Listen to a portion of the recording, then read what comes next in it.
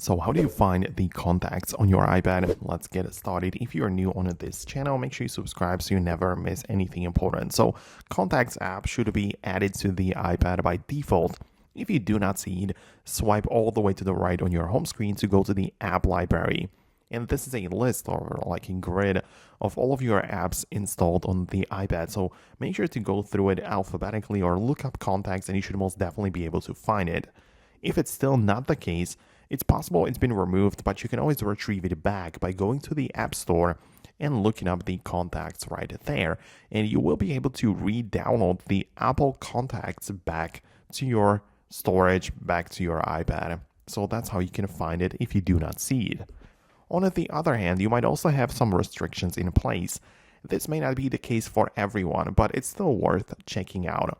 In the main settings app, go to the screen time section, and in the content and privacy restrictions, you might have some things in place, like, for example, the contacts may not be allowed or the changes may not be made in here. So if you have any of these like restrictions in place, then you perhaps may not be able to access all of them. Same thing for communication limits, is it kind of goes hand in hand with it, right? So this is how you can find the contacts.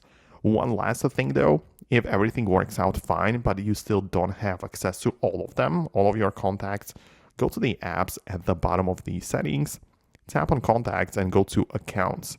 And just make sure you sign in with all of your accounts. Like some people have theirs stored on Google, so make sure you add that, right?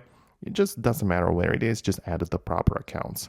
But yeah, that would be about it from me. Let me know if we managed to make it work on your device. Thanks a lot for watching, and I'll see you later in the next tutorials as well.